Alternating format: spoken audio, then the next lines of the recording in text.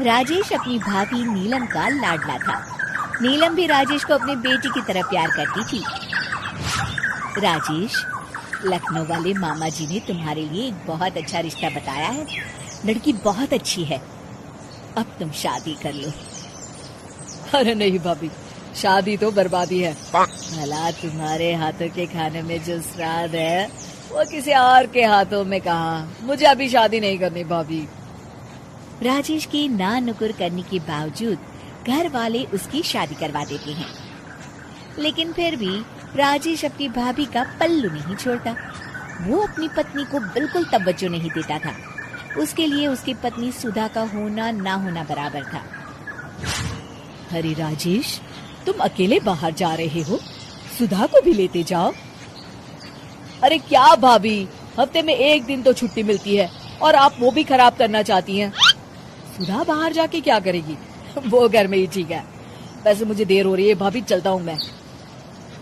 राजेश की इस बेरुखी से सुधा हमेशा उदास रहती थी। फिर एक दिन नीलम इस विषय को लेकर अपने पति से चर्चा करती है। सुनिए जी, राजेश को कब अकल आएगी? वो तो सुधा की बिल्कुल कदर ही नहीं करता।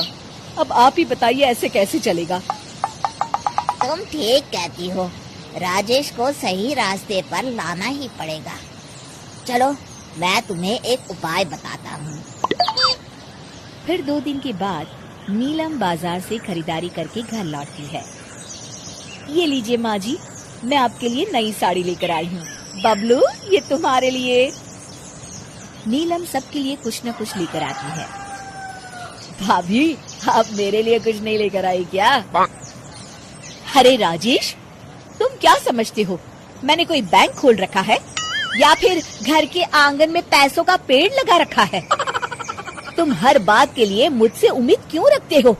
अब बड़े हो गए हो, अच्छा कमाते हो। क्या भाभी, मैं तो बस। अरे बस भी करो, तुम्हारी ये बच्चे जैसी ना समझ बातें सुनने के लिए मेरे पास बिल्कुल वक्त नहीं है।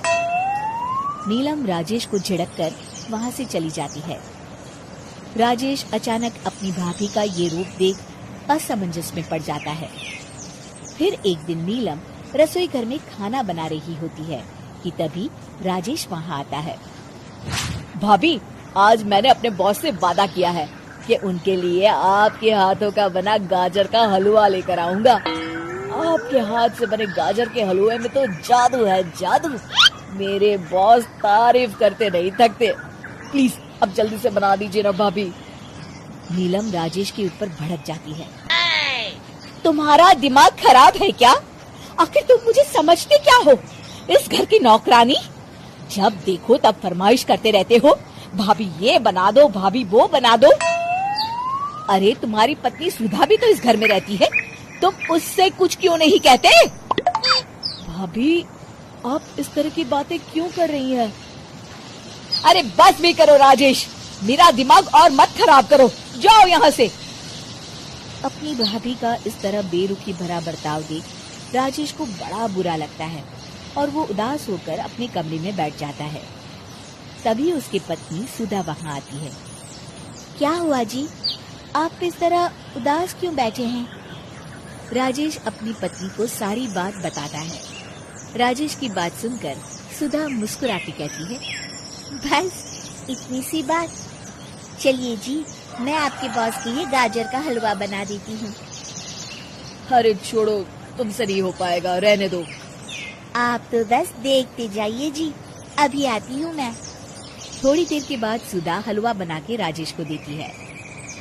फिर राजेश अपने ऑफिस चला जाता है। शाम को जब राजेश घर आता है तो खुशी के मारे अपनी पत्नी सुधा को गले लगा लेता है। अरे वाह सुधा, तुमने तो कमाल कर दिया। सच में क्या स्वादिष्ट हलवा था।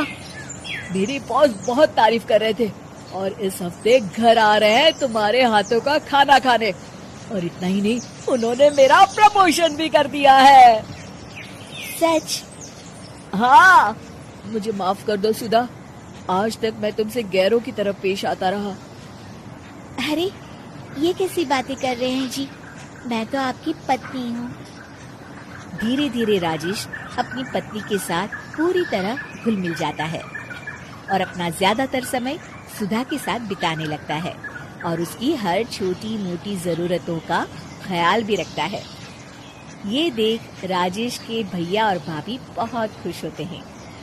फिर एक दिन राजेश और सुधा बाहर से घूम कर आते हैं। राजेश, सुधा के प्रति तुम अपनी जिम्मेदारी समझो, इसीलिए मैंने तुम्हारे साथ ऐसा बर्ताव किया था।